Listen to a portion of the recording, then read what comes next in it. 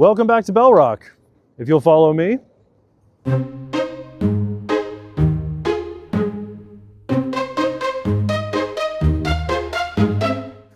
I'd like you to meet a mystery. She that's here interred needs no verifying. A virtuous life will keep the name from dying. She'll live though poets cease their scribbling rhyme, when that this stone shall mouldered be by time.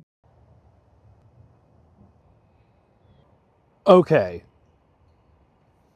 For one thing, I don't think this stone is in its original location, because this one is in the style of a headstone, but so are the two behind it.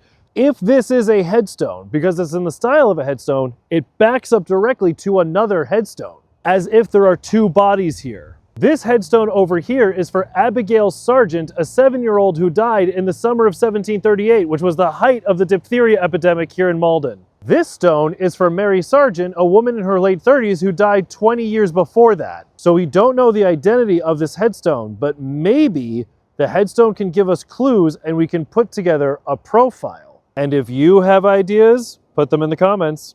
One of the first things that I notice about this headstone is that the text is not contained to the box. But on this side of the headstone, the text box itself isn't even completed. We know that this person is identified as a she.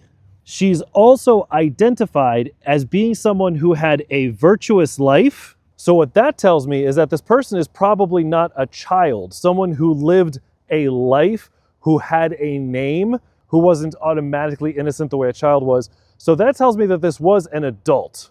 But also, look at the detail of this skull. What is that coming out of the skull and around the skull? So we know that someone bought the stone. We know that that person knew this woman's reputation. But if the person who bought the headstone knows her reputation, surely they knew her name. So the lack of a name is deliberate. So why would her virtue keep her name from ever dying, but that same name can't go on a headstone? What do you think? See you tomorrow.